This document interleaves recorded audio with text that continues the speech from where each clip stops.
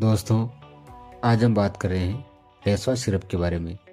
इस सिरप का उपयोग सूखी खांसी में किया जाता है। ड्राई कफ हो, गले में खराश हो या फिर गले में जलन हो तो इसको रोकने के लिए इसका उपयोग किया जाता है। इसके और भी बेनिफिट्स हैं, जैसे आँखों से पानी आना, नाक से पानी आना, आँखों का लाल होना। इस तरह की एलर्जी वाली लक्षणों से राहत पाने के लिए इस सिरप का उपयोग किया जाता है। काफ़ी अच्छी सिरप है और काफ़ी अच्छा इसका रिजल्ट है।